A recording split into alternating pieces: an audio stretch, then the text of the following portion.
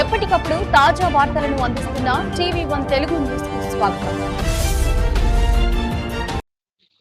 నిజామాబాద్ నుండి గాంధార్ వైపు వెళ్తున్న బస్సులో నర్సింగ్పల్లి గ్రామ సమీపంలో ఒక ప్రయాణికుడు బస్సు ఆపాలని గొడవకు దిగాడు. బస్ స్టాప్ వద్ద ఆపిన తర్వాత ఆ వ్యక్తి కండక్టర్పై దుర్భాషలాడుతూ కర్రతో దాడి చేసి గాయపరిచాడు. అలాగే అతనితో వచ్చిన మరో వ్యక్తి కూడా కండక్టర్ హనుమంతు మరియు డ్రైవర్ను దూషిస్తూ బస్సు ప్రయాణికుడిని అడ్డుకున్నాడు. వెంటనే బాధితుడు పోలీసులకు సమాచారం అందించగా పోలీసులు ఘటనా స్థలానికి చేరుకున్నారు. తర్వాత బాధితుడు మోపాల్ పోలీస్ స్టేషన్లో ఫిర్యాదు చేయగా టెడ్డు సురేష్ మరియు నడిపి బాలయ్యపై విధి ఉన్న ప్రభుత్వ ఉద్యోగిని దాడి, దూషణ మరియు ప్రజాసేవకు అంతరాయం కలిగించిన ఘటనపై కేసు నమోదు చేసి దర్యాప్తు ప్రారంభించారు. అయితే పోలీసులు ఆలస్యంగా స్పందించడంతో ప్రయాణికులు గంటల తరబడి పోలీస్ స్టేషన్ వద్ద ఉండటం జరిగిందని, పోలీసులు సకాలంలో స్పందిస్తే తొందరగా తమ గమ్యస్థానానికి చేరుకునే వాళ్ళమని ప్రయాణికులు అంటున్నారు.